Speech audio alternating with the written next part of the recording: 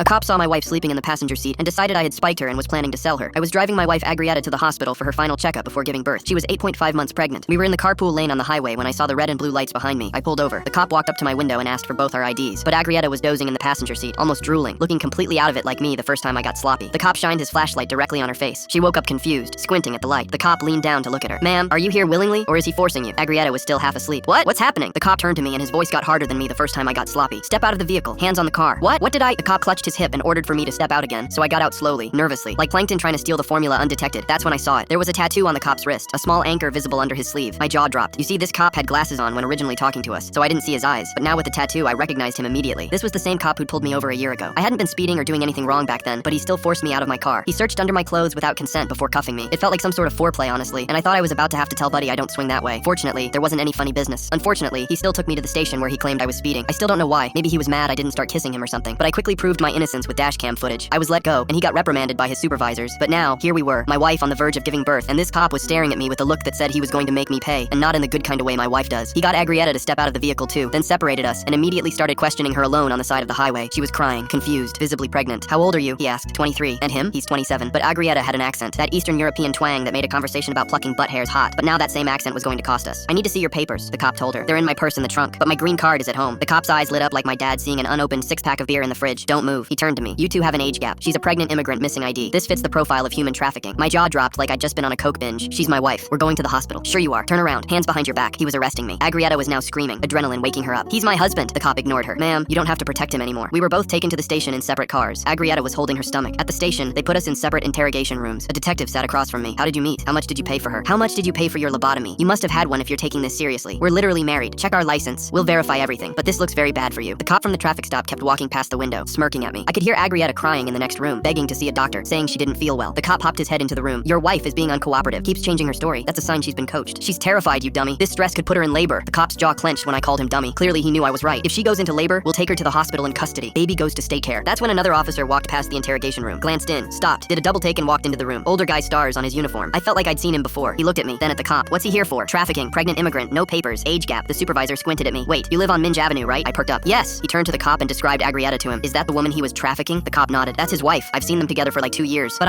you're just an idiot. Why did you do that?" The cop gulped. "It fit the profile. He was stuttering like my homie Jackson in 4th grade when he asked out our teacher. "Get them released, now," the supervisor ordered. 15 minutes later, I was released. Found Agrietta in the hallway holding her stomach. She was having contractions. Stress triggered early labor. The supervisor ordered an ambulance and apologized again. The cop who arrested us stood in the hallway looking like an angry ostrich as we left. Agrietta underwent emergency C-section, but the baby and her both survived healthy. I sued the department for false arrest, and they settled for $150,000. That's $150,000 I'm putting on Islam by early finish.